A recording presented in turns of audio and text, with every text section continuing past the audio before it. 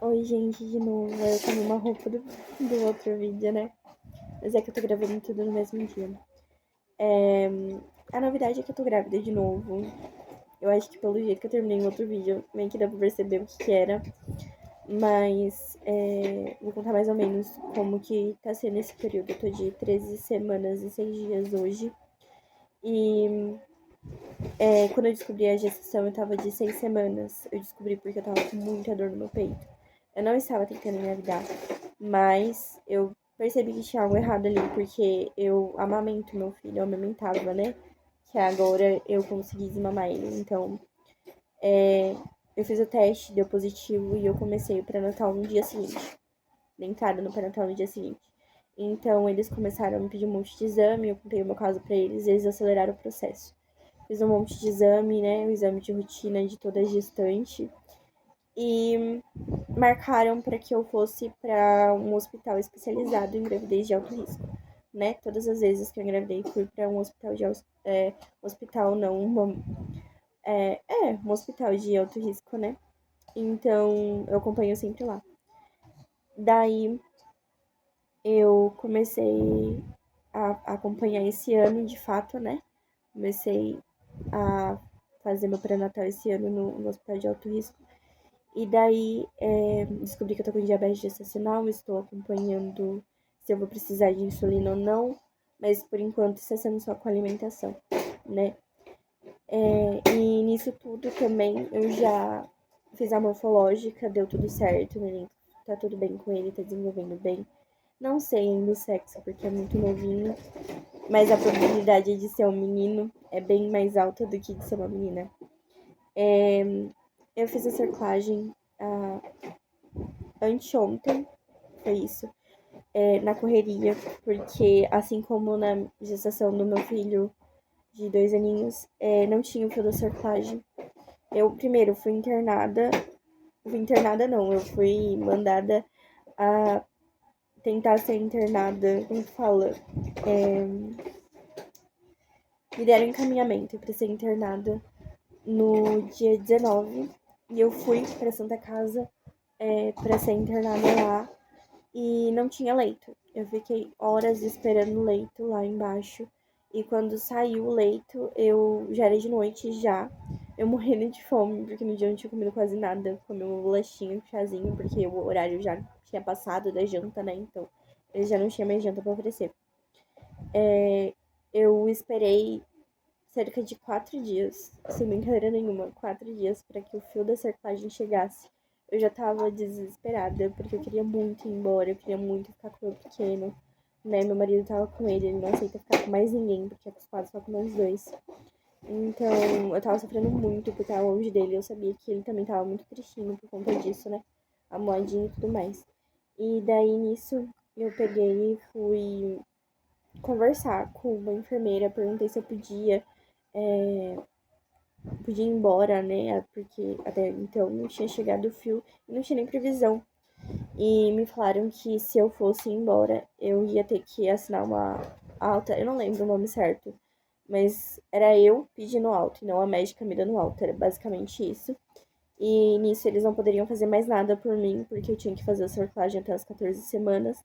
Após isso, já seria muito perigoso. E eu fiquei com muito medo de passar tudo que eu passei, né? Nas 2 vezes que eu engravidei, as 2 primeiras gravidez. Eu não queria passar de novo.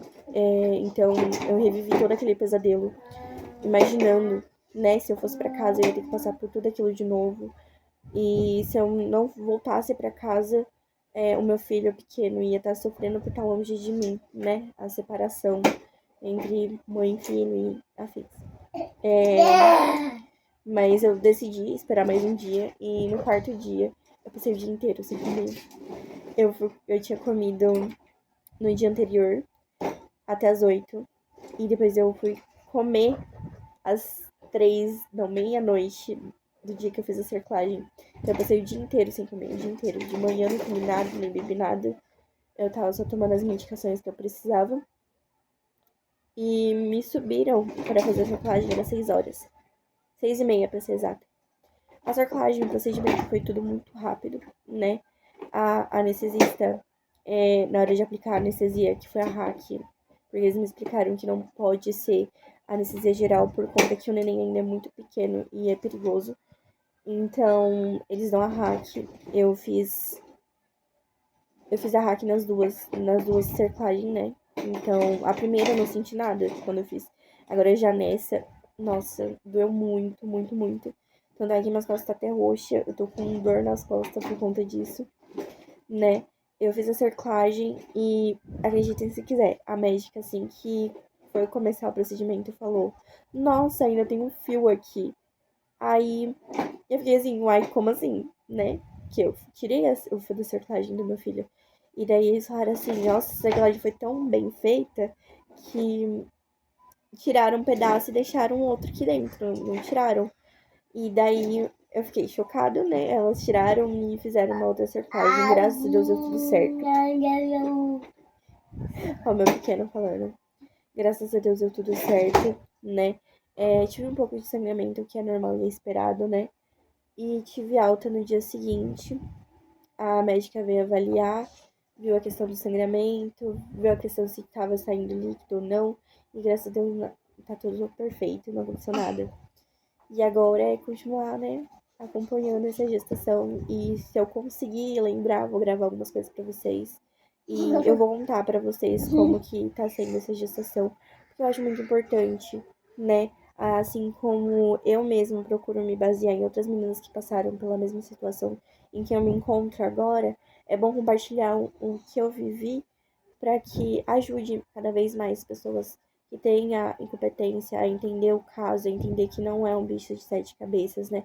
Eu vejo que muitas mãezinhas ficam preocupadas em fazer cerclagem, principalmente as simples, porque tem muitas que falam, ai, mesmo cerclada eu perdi. Mas muitas das vezes eu li muitos relatos de que o que faz a cerclagem romper é infecção. Então é muito bom ficar em cima, pedir sempre para a médica o encaminhamento para fazer um exame de urina, um exame de sangue, para ver se não tem nenhum tipo de infecção, porque as infecções sim podem causar um rompimento da cerclagem, né? E a cerclagem simplesmente romper não é normal, né? Tanto é que na gestação do primeiro que eu fiz a cerclagem deu tudo certo. E foi uma cerclagem simples. Aquelas, as simples que eu digo é de um ponto só, né? E deu tudo certo. Tanto é que foi até as 39 semanas, né? Então, mesmo depois de tirar a cerclagem. O que ajudou muito, acredito, de verdade, que foi o Ultragestan, porque o Ultragestan também trabalha nessa parte do colo do útero, de deixar ele mais resistente, né?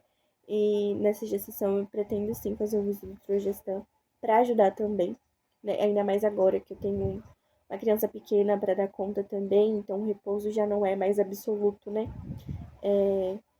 Assim como eu fiz dele. Dele eu fiz repouso absoluto, não levantava pra quase nada, só pra ir no banheiro e tomar um banho. E ainda assim o banho era sentada. Nessa eu já não vou ter mais essa opção, porque, querendo ou não, eu tenho ele pra cuidar, né? Então, eu vou mostrar pra vocês como que vai estar sendo, né? Essa segunda gestação, já tendo filho de 2 anos, que ainda é pequeno, que ainda depende muito de mim, né? E é basicamente isso, gente. Vou compartilhando com vocês também as coisinhas que eu for comprando, mostrando se vale a pena ou não. Eu compro muita coisa na Shopee, muita coisa vale a pena, viu, gente? Eu leio muito sobre os comentários dizendo sobre a qualidade e tudo mais. E se quiserem, eu também compartilho o link com vocês, não tem problema algum. Até porque eu sei que é muito importante a gente saber e comprar coisas com pessoas de confiança, né? Em sites de confiança também. É basicamente isso. Dessa vez eu me despedi, que no outro vídeo eu não consegui, porque o meu pequeno começou a aprontar e eu tive que dar atenção pra ele, então acabou do nada o vídeo, né? Então, é isso, por enquanto. Logo, logo eu volto com mais notícia, mostrando, né, minha rotina.